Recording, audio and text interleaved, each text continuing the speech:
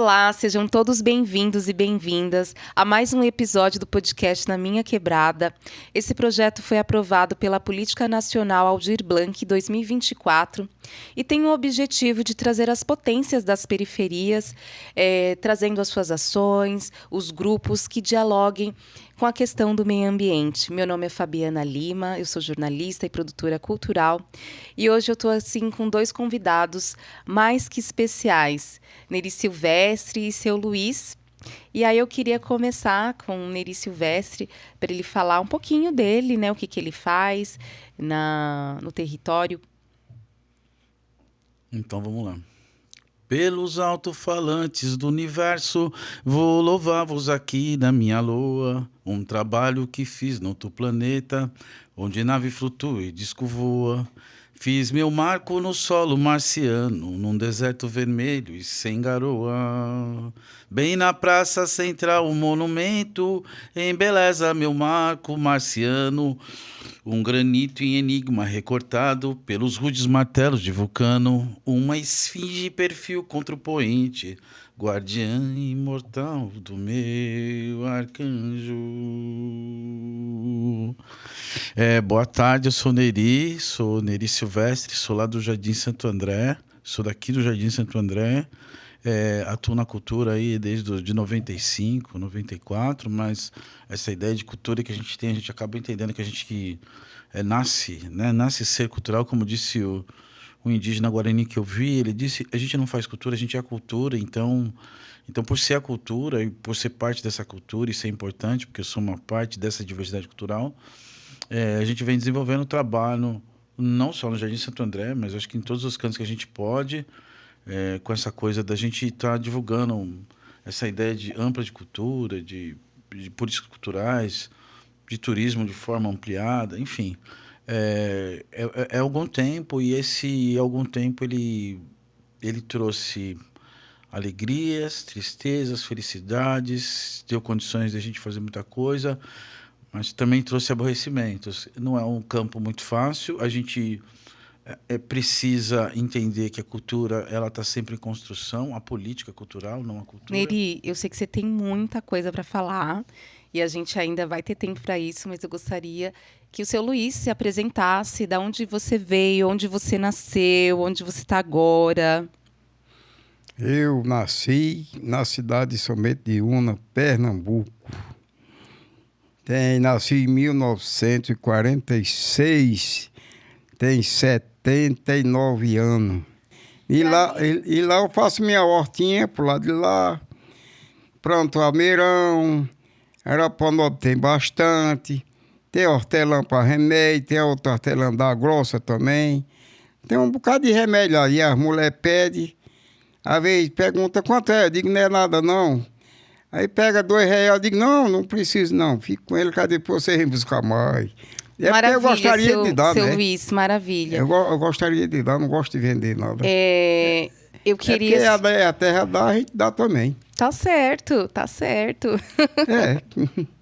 Bom, eu trouxe essas duas pessoas aqui, porque acredito que a presença delas no território dialogam bastante, né? O seu Luiz, que é do Nordeste, hoje ele tem uma hortinha comunitária no bairro dele.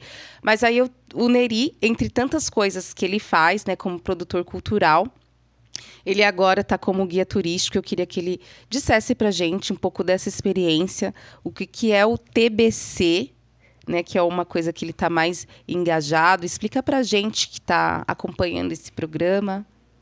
Então, Fabiana, acho que falar de turismo é falar da possibilidade de quem está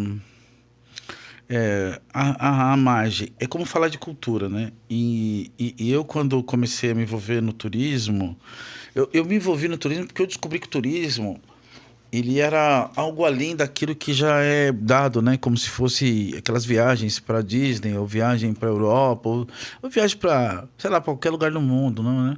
E o turismo você pode fazer dentro do seu bairro, dentro da sua cidade, dentro do seu estado, fora do seu estado, fora do seu país, dentro do seu país.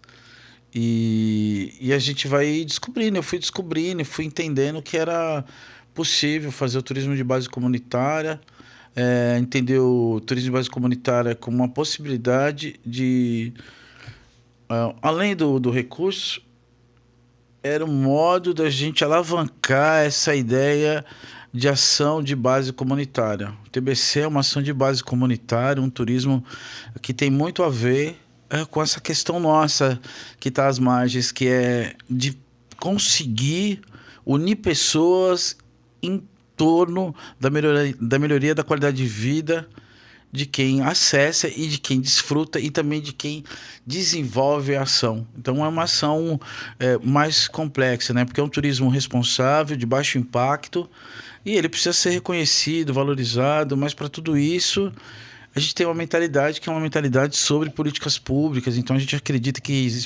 precisamos ter políticas de Estado, precisamos ter políticas que vão, de fato, fazer com que quem usufrui, ou quem faz, ou quem desenvolve, né, os nossos próprios... Que o turismo possa se consolidar, né? O turismo de base comunitária. Eu não estou dizendo em consideração, mas eu estou dizendo da forma de ter mais capilaridade e, de fato, você ter políticas mais estruturantes para o turismo, né? Então, ter um recurso, a população opinar, a população não só opinar, mas ela também dizer o que é importante dentro do turismo de base comunitária, ela criar condições e o Estado reconhecer, valorizar, fazer os intercâmbios dentro da própria cidade com os próprios moradores, conhecer outros bairros da cidade, acessar outros conhecimentos, outras tecnologias sociais, né? O turismo de base comunitária é um turismo de afeto.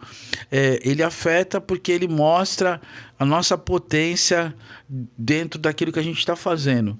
Quando eu comecei cantando um aboio aqui, era muito nessa de homenagear ao Seu Luiz, porque eu sou filho de nordestino, né? E a minha mãe tinha algumas coisas particulares muito parecidas com o Seu Luiz, assim, essa coisa de entender de ervas, de plantar, essas coisas assim. E Neri, assim, o que você acha, assim, qual que é a importância do turismo de base comunitária dentro da periferia? O que ele pode trazer, assim, de impacto? Eu acho que ele já é uma cultura de paz, né? Além de ser uma cultura de paz, é porque a gente... É que as coisas não podem estar só centradas no recurso. Existe o recurso, vem um recurso, você consegue, né? Consegue trabalhar com recurso, você consegue repartir e construir programação junto com as pessoas, mas não é isso só. É uma forma da gente resgatar as nossas questões mais ancestrais, resgatar essas coletividades, esses processos de acolhimento, de afeto, de cuidado que as comunidades podem ter. E quando chega um grupo na comunidade, quando chega um grupo que a gente vai apresentar o bairro, que a gente vai falar a nossa história, que a gente vai contar a nossa história, a gente fala por nós mesmos, a gente fala na primeira pessoa. Essas pessoas vão, de alguma forma, se dar conta que a gente na periferia é foda. A gente é foda. Maravilha. É isso. Seu Luiz, você começou falando que tem uma hortinha, né, no seu bairro, mas o senhor é do Nordeste. Você já mexia com terra no Nordeste? Eu já, a idade de 7 anos, já mexia com terra, com gado. Com 7 anos de idade? 7 anos, não tinha estudo, né? O estudo era trabalhar na roça. Entrava às 6 horas, chegava às 7 horas da noite, 6 horas, na roça. Cortava madeira no machado, fazia carvão para vender também nos armazéns. E trabalhava na roça. Quando trabalhava na fazenda, ia buscar o gado cedo para tirar o leite também. Encangar os boi para ir levar o leite na fábrica. O que é encangar? No carro de boi, chamava carro de boi. O carro de boi tem a canga, aí põe um boi de um lado e do outro e põe a canga e toca ele para frente. Mas como que os bois atendiam vocês? Como é que vocês conseguiam controlar? Não, os bois nós amansava ele, quando ele ficava manso, botava no carro. Mas vocês chamavam ele de alguma forma? Chamavam, o nome dele era... Chamavam, eu não estou muito lembrado do nome, mas cada um tinha um nome, né? Não, mas assim... o Neri falou uma palavra, como é que era? Aboiar? É boiadeiro. Você fazia isso também?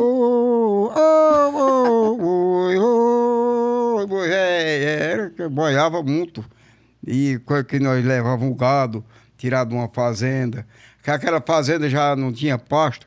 Aí ele pegava aquele gado, nós pegava e levava para outra fazenda que tinha pasto. Arrendava aquela fazenda e levava aquela boiada de 200, 300 boi. Vaca, entre boi no meio. Seu Luiz... Tudo a vaqueiro, chama vaqueiro, vestido de gibão de couro. Era, e a coisa era braba, e saía bem cedo. E você usava essas roupas também? Roupa de couro. Chama gibão. Gibão de couro, chapéu de couro, montado e ia boiando no boi na estrada. Era muito vaqueiro, 5, 6 vaqueiros. Aí para o gado, quando escapar no mato, né, corria atrás para o conjunto da boiada lá de novo. E quando que, nisso aí. Quando que o senhor fez a sua hortinha no seu bairro? Porque agora você mora em Santo André, né? Moro em Santo André. O CDHU urbanizou lá o nosso bairro lá. Aí eu pulei lá atrás do muro, que diz que é da prefeitura, do CDHU.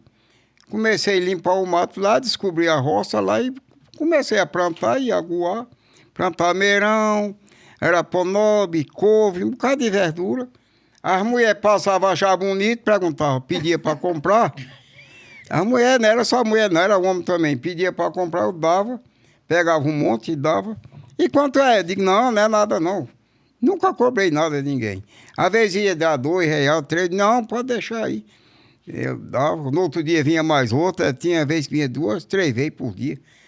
Pedi. E eu tinha muito ameirão também. Ameirão bom, ameirão, era couve, um bocado de coisa.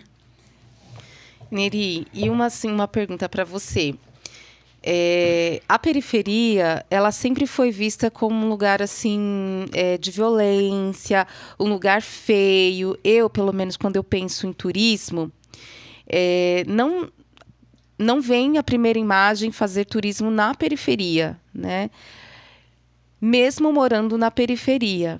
O que levaria as pessoas a fazer esse tipo de turismo? Por que você acha que as pessoas iriam, né? Tendo esse estigma, que eu não sei se tem um pouco de verdade, um pouco de mentira. O que a periferia pode oferecer assim, de interessante para um roteiro? Sim, mas, por exemplo, quando você fala do turismo, eu entender o turismo, né? O turismo é um meio que leva até a cultura, então o fim do turismo é sempre a cultura. E o turismo, de fato, para mim, é um meio onde a população pode ter acesso à fauna e à flora. É um meio onde as pessoas podem ter acesso à areia do mar, à água, o sol, o patrimônio.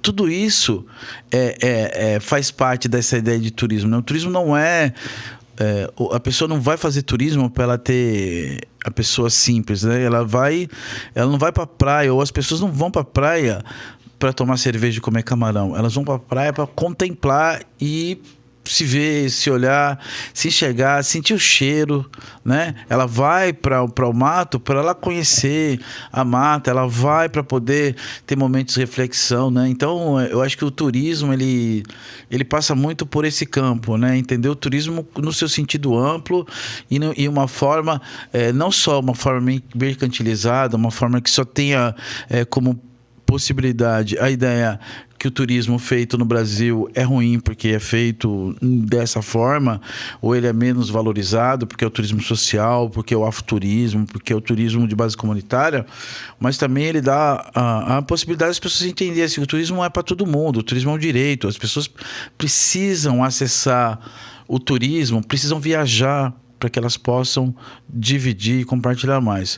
Quando você fala por que as pessoas devem ir para a periferia e para os bairros, porque elas também conseguem fazer com que o nosso espaço seja valorizado. Infelizmente, assim.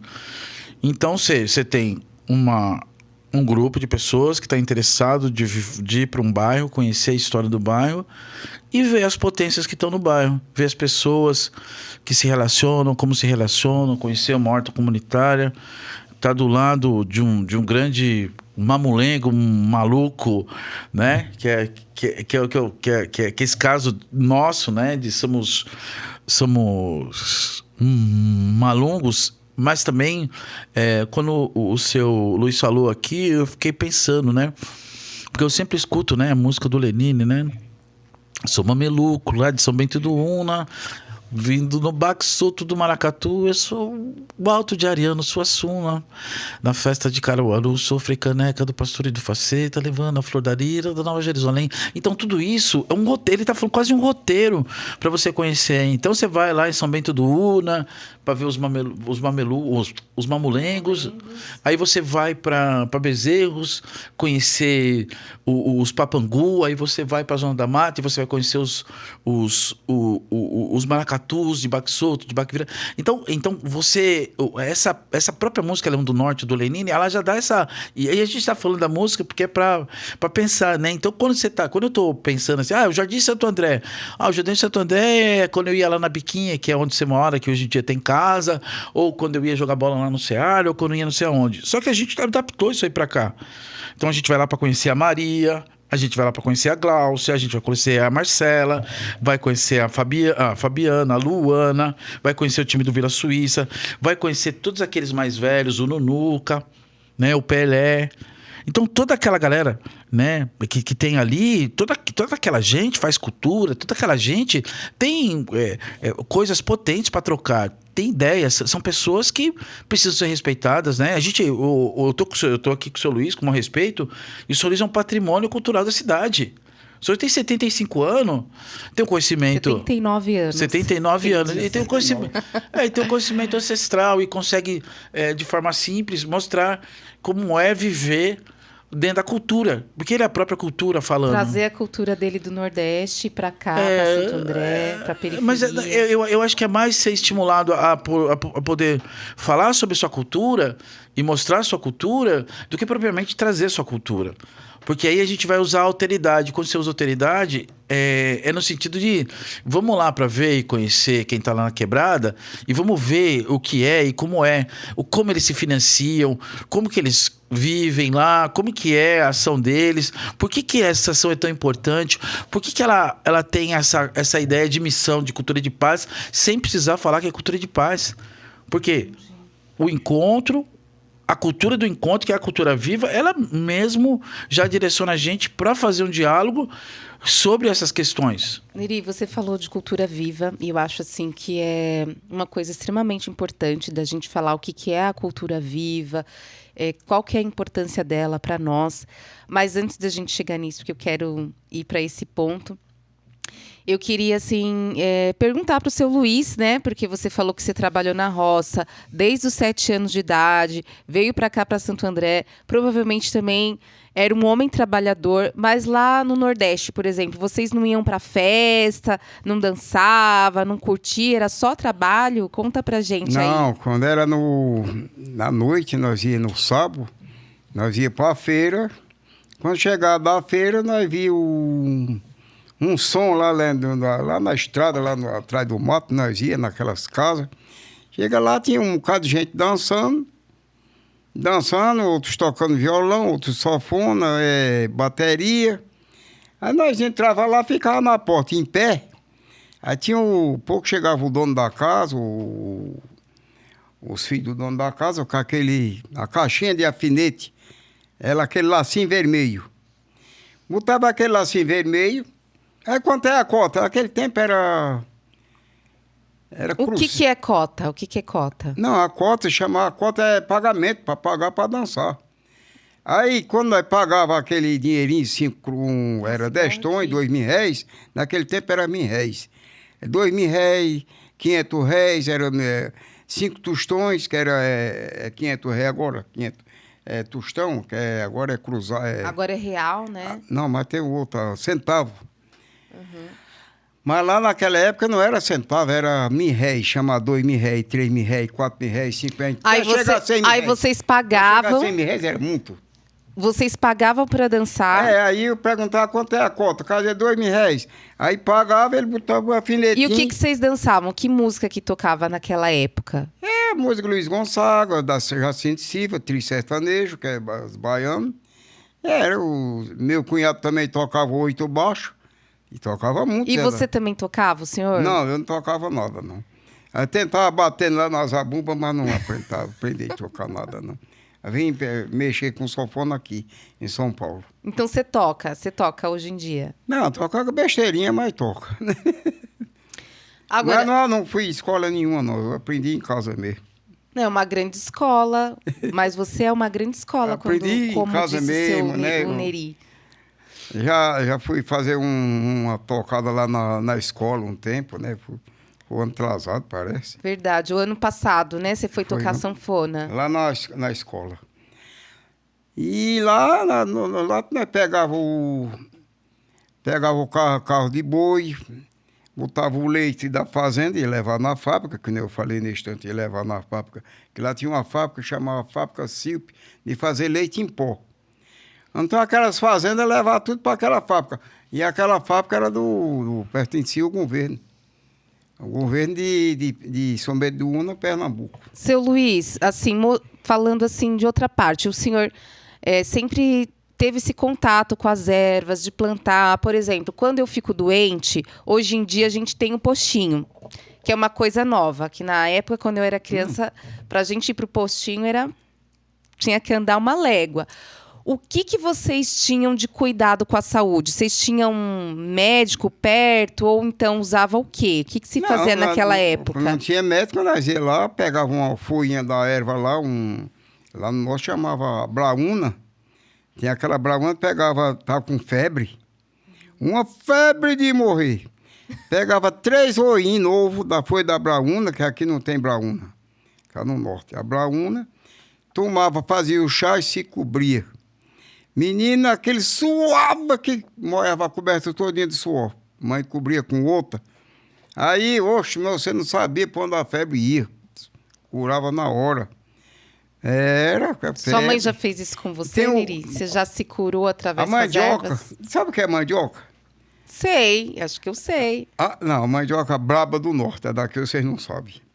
A mandioca que tem a macaxeira mansa, que é de comer.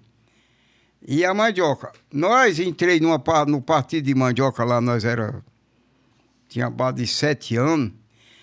Aí tinha aquela mandioca lá, nós pegamos a comer aquela mandioca lá na roça mesmo. Descascava, que é menino, né? Menino pega tudo. Aí pegava menino, nós ficamos bêbados. Bebim. Cheguei em casa tontinho. Aí tinha uma mulher lá. Aí mãe não viu que nós bebeu, Zé, Bia, que era a mãe da Zezinha, também. Tudo bebo. Aí mãe foi procurar chá para um canto, aí foi numa casa da mulher. Disse, olha, você pega a moela da galinha, que mãe guardava a moela da galinha, ela ficava secando lá na beira do fogo, em cima, que fogo é de lenha. Aí disse, você pega a moela da galinha, faz o chá. E nós estávamos vomitando pra caramba. Mãe fez o chá. Tirou aquela tontura, acabou na hora. A moela da galinha, viu? Aqui muita gente não sabe. É um remedião. Neri, e assim, depois de ouvir tantas histórias ricas, né? Ao mesmo tempo que uma determinada classe, grupo, não tem acesso aos médicos tradicionais, a gente se cura através das ervas. O que o turismo de base comunitária tem tem com isso? Assim? Qual que é a importância do turismo para pessoas como o seu Luiz? Então, tem uma ligação? Tem porque é acessar eles, né? É acessar esse conhecimento. E acessar esse conhecimento é uma coisa importante, né? O seu Luiz falou de um monte de coisa interessante, mas eu acho que tem uma coisa que ele falou muito legal, assim, que para mim faz muito sentido, né? Eu vou lembrar aqui do Silvério Pessoa, vou lembrar aqui do Fábio da Passadisco. O seu Luiz falou do Jacinto Silva, né? O Jacinto Silva era um grande cantador de coco sincopado, né? E aí eu lembrei disso aqui, falando coisas... É muito louco, né? Porque a gente tem a oportunidade de se encontrar com uma pessoa... Não estou dizendo no caso aqui, o seu Luiz, que eu estou com ele aqui... Mas como nós, como sociedade, vamos projetar uma pessoa como o seu Luiz para que outras pessoas conheçam tenham acesso a esse conhecimento, possam, de fato, compartilhar esses saberes com uma ação de turismo de base comunitária. turismo base comunitária, ele pode inserir dentro do processo de construção dos roteiros pessoas como o seu Luiz, como o Nunuca, como a minha mãe, como as mães de muitas pessoas. Neri, assim, o seu Luiz falou muitas vezes, né? Ah, como é que você aprendeu? Aprendi em casa, aprendi sozinho. E você fala, assim, de bibliotecas vivas, né? Quando eu penso biblioteca, eu penso em livro, eu vou na biblioteca. E eu falei que a gente ia voltar, né, nessa questão da cultura viva. O que a cultura viva representa, assim, para essas bibliotecas vivas? E qual que é o sentido de biblioteca viva? Nem todo mundo pensa no que é biblioteca viva, né? Fabiana, a gente conversando aqui dá a oportunidade de falar, né? Por exemplo, a Cultura Viva, aqui em Santo André, a gente está desde 2017 tentando fazer com que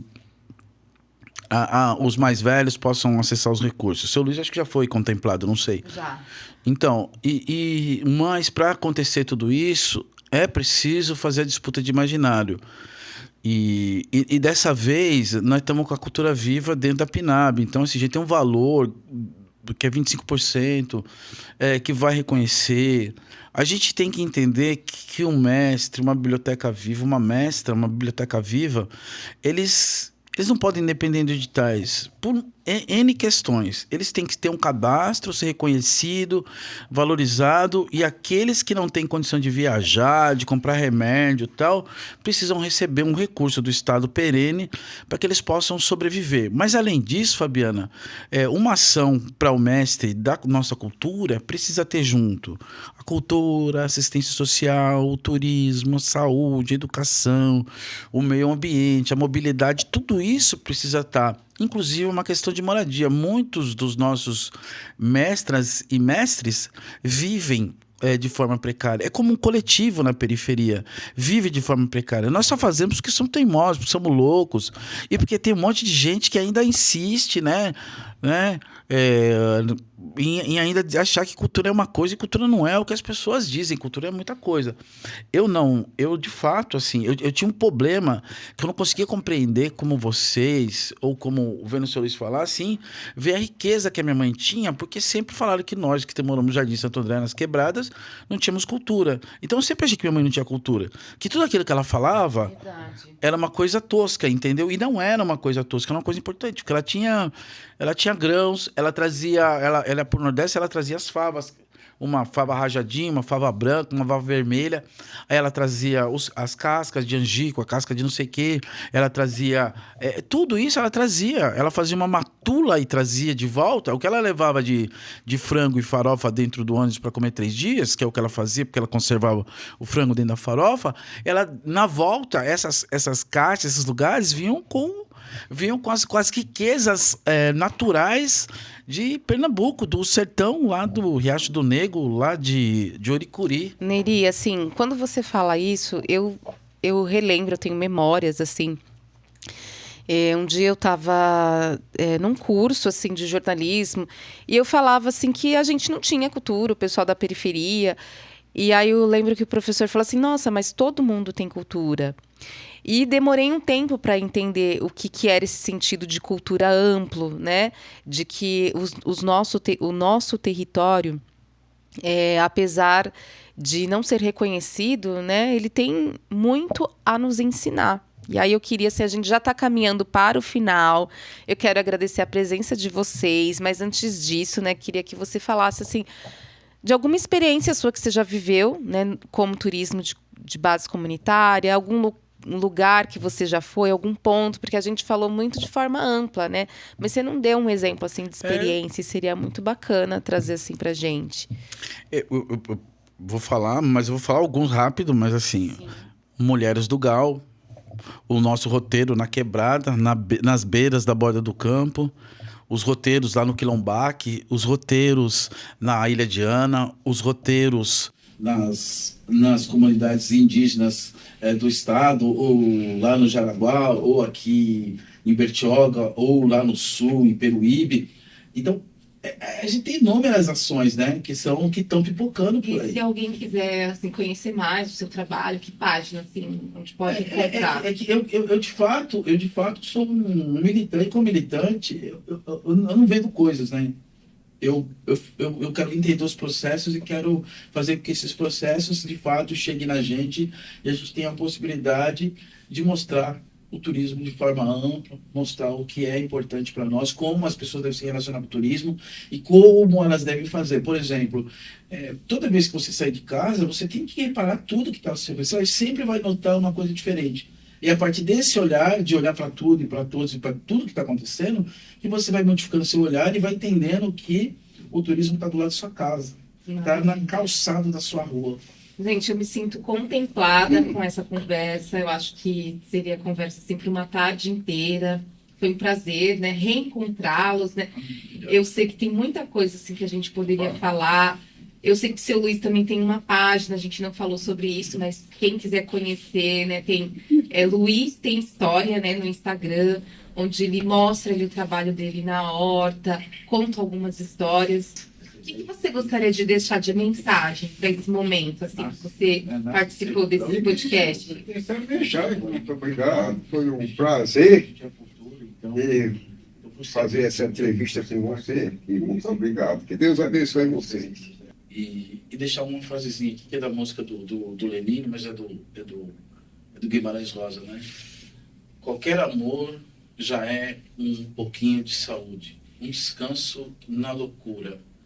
Obrigado, Fabi, e estamos sempre à disposição. E a dizer assim, A gratidão é muito obrigado por me trazer para falar junto com o seu Luiz, junto com o Nunuca, saca? Junto com aquelas outras pessoas que a gente conhece, que a gente tem afeto, a Fátima, a vizinha, a Miriam, a Maria, sabe? As minhas amigas, as pessoas que eu amo, sabe? Então é muito legal a gente estar aqui, mas eu fiquei muito feliz de estar aqui com o seu Luiz. Eu nem esperava um momento assim que eu ia encontrá-lo para poder fazer esse diálogo. E obrigado, seu Luiz, obrigado. A gratidão é recíproca. Foi muito importante tê-los aqui. Obrigada por vocês terem vindo. E Muito que esse obrigado. seja o primeiro de muitos outros podcasts. Sim. Até mais, gente. Valeu, Até obrigado. mais. Valeu. Obrigado, vai desculpar. Ah, meu Deus. Não sabia direito falar direito. Não, sabe falar direito, sim, maravilhoso.